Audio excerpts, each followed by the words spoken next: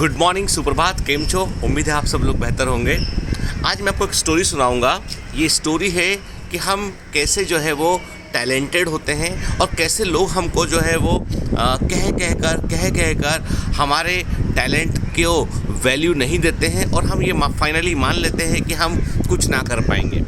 एक बहुत पुरानी बात है कि एक राजा था, बड़ा सम्राट था, उसका एक ही बेटा था, लेकिन बेटे से वो खुश नहीं था क्योंकि बेटा जो है जो जैसा वो चाहता था कि मेरा बड़ा राज्य है तो बेटा इतना योग्य होना चाहिए, इतना ट्रेंड होना चाहिए वो, तो उसके बेटे को ज़्यादा इंटरेस्ट था नहीं कि इन चीज़ों में, और उसको लगता था कि ये मेरी बात नहीं मानता है। तो एक दिन किसी बात पे वो राजा नाराज़ हो गया और उसने बोला, बेटे से बोला कि भाई इसको बाहर निकाल दो। अपने सैनिकों से बोला कि ये बेटा, मेरा बेटा जो है ना, आज से मेरा बेटा नहीं है, इसको राज्य के बाहर निकाल दो और इसके जो कीमती वस्त्र हैं, जो उसने आभूषण पहन रखे हैं, ज्वेलरी पहन रखी है, सब निकालो और इसको साधारण कपड़ों में शहर के बाहर निकाल दो ताकि कोई पहचान भी ना पाए कि राजकुमार है ना, मेरा इससे कोई संबंध नहीं है।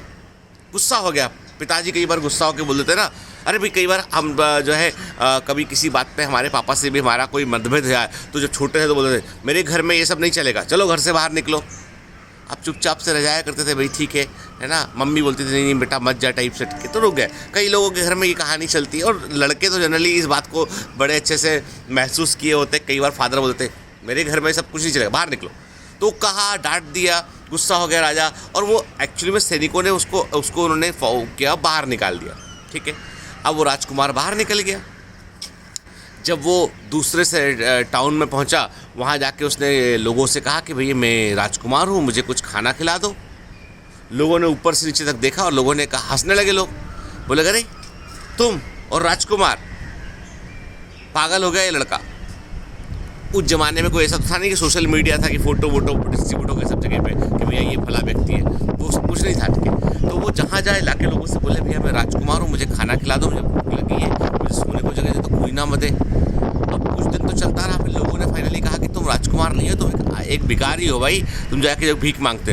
तो फाइनली उस लड़के ने सोचा कि भाई अब देखो ऐसा है कि जिंदा तो रहना पड़ेगा, भोजन भी चाहिए, रहने को जगह भी चाहिए। तो वो कहीं पे किसी के घर के बाहर सुजाया करता था वो उठ के, और एक भिक्षा पात्र कहीं से जुटाया उसने, और वो जो होता ना बर्तन से भीख मांगते हैं, और घर घर जाके भीख मांगे, वो रेस्टोरेंट के बाहर, जो होटलों के बाहर जाके भीख मांगे, वो ऐसे करके उसने अपना दिन गुजारना शुरू किए। और लोग बाग थोड़ा बहुत भीख दे दिया करते थे, कुछ थोड़े पैसे डाल देंगे, कुछ जो है वो खाने पीने को दे देंगे उसको, ऐसे गुजारा चलता रहा। और ऐसे करते करते 20 साल गुजर गया।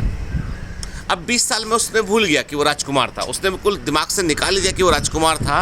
और क्योंकि वो यदि ऐसा सोचता था ना कि मैं राजकुमार हूँ, तो भीख मांगने में अड़चन होती थी कि भाई भीख कैसे मांगूँ, मैं तो राजकुमार हूँ, तो बड़ी दिक्कत हुआ करती थी उसको। तो उसने ये दिमाग से निकाल ही दिया कि वो राजकुमार है। 20 साल गुजर गया। 20 साल से वो ये मान लिया था कि वो जो पहले का फेस था ना, जब उसको निकाला गया था बाहर, वहाँ से वो एक कहानी रही होगी या कोई सपना रहा होगा। असली ज़िंदगी तो यही है कि सुबह सो के उठो, अपना भीख वाला पात्र लेके घर घर जाओ, जो खाने मिल जाए वो झूठन वो जो मिल जाए वो खा लो, या कोई जो वस्त्र दे दे, कपड़े दे दे वो पहन लो, और थोड़े बहुत जो पैसे मिले उससे कुछ लेना है काम का वो ले लो। बस यही ज़िंदगी है, यही सब कुछ है, ये मानकर वो चल रहा था, जीवन काट रहा था वो। अब राजा को लगा 20 साल के बाद, उसको लगा राजा को यार मैंने छोटी सी बात पे अपने बेटे से बहुत नाराज़ हो गया मैं, और मैं एकदम बूढ़ा हो चुका हूँ अब, और अब मैं तो मरने वाला हूँ, मतलब मेरे को तो अब लगता नहीं कि मैं ज़्यादा लंबा जी पाऊँगा। तो उसने मंत्रिमंडल को बुलाया, कहा भैया देखो ऐसा है कि ये राज्य बड़ी मेहनत से मैंने बनाया है, और ये किसी दूसरे व्यक्ति के हाथ में जाए इससे बेहतर है कि मेरे बेटे के हाथ में जाए, और मैं चाहता हूँ कि मतलब मेरे बेटे को ढूंढ के लाया जाए। तो मंत्री ने कहा ठीक है साहब, ढूंढते हैं। तो वो मंत्री तमाम निकले बाहर और उन्होंने पता लगाया कि वो इस ज़माने में ही, तो धीमे धीमे उनके जो गुप्तचर थे, कुछ सोर्स थे, उससे मालूम चला उनको कि भाई वो राजकुमार जो है वो तो उस गांव में मिलेगा।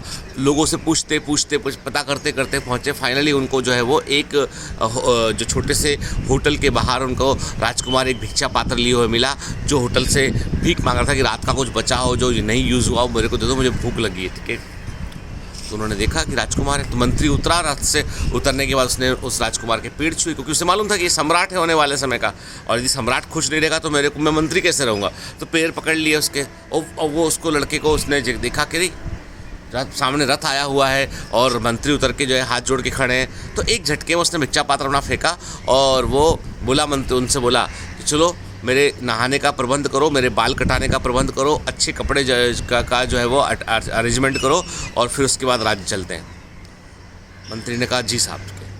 सोचिए 20 साल से उस लड़के को बिल्कुल भी याद नहीं था कि वो भूल चुका था ऑलमोस्ट कि वो राजकुमार है। लेकिन जैसे रथ देखा उसने, जैसे मंत्री को देखा उसने, जैसे उसने आसपास अपने माहौल देखा, 1 मिनट में उसने जो अपना भिक्षा पात्र फेंका और वो वापस से जो है वो उस अपने पुराने अवतार में आ गया। और मतलब और अब जो लोग उसको आसपास देख रहे थे, जो पहले भिखारी समझ के उसको कंसीडर नहीं करते, उन्होंने सडन देखा कि इसके आसपास एक औरा आ गया है, ये तो बड़ा आदमी है, चेहरे पे चमक है, निन्नक्स, पहली बार उसके निन्नक्स देखे लोगों ने। अच्छा ऐसा दिखता है, ये बाल ऐसे, देखो कितना सभ्य राजकुमार था, हमारे बीच रहा, देखो कैसा रहा, कितना भिखारी बन के रहा, कितना सीखा ज़िंदगी से इसने। तो ये सब चीज़ें जो है वो एकदम से चीज़ें महानता में बदल गई।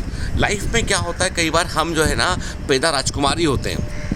हम सब लोग राजकुमार ही पैदा होते हैं, हमारे अंदर टैलेंट होता है, हम बहुत कुछ कर सकते हैं, हमारे पास विरासत होती है, ज्ञान की विरासत होती है, कुछ पा लेने की, मंजिल पा लेने की विरासत होती है। लेकिन प्रॉब्लम ये है कि दुनिया हमको बोलती है तुम भिखारी हो, तुम भिखारी हो, तुम नहीं कर पाओगे, तुम्हारे बस की नहीं है, और हम उस बात को मांग के भिक्षा पात्र लेके घूमने लगते हैं।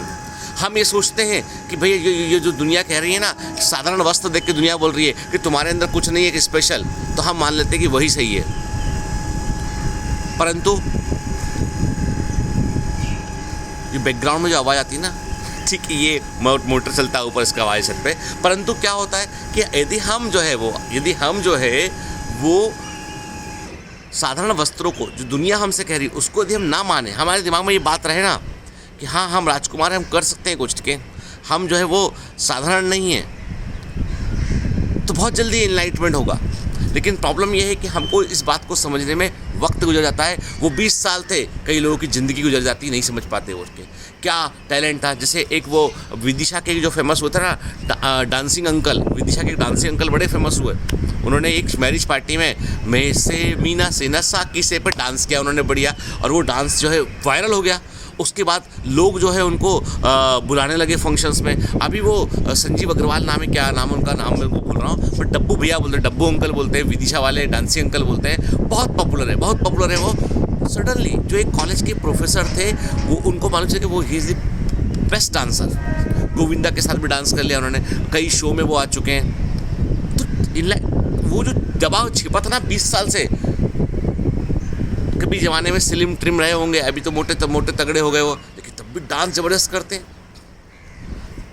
तो वो जो छिपी प्रतिभा होती है ना, कभी ना कभी बाहर जरूर आती है, लेकिन उसके लिए इनलाइटमेंट जरूरी है। मैं कह रहा हूँ आपसे कि आप भी वही राजकुमार है। कभी जो है वो अपने अंदर की क्षमताओं को देखिए, बाहर निकाल के, मालूम चलेगा अरे हम तो बेकारी भीख मांग रहे थे, बेकारी आम लोगों की बातों में खोए हुए थे। खैर, तो आज का टेक अवे यही है, पहचानिए अपने आप को कि आप कौन हैं। नाम मत बताइए, अपना पैशन बताइए, वो सबसे इम्पोर्टेंट, वही आपकी पहचान बनाएगा। Have a great day, all the best.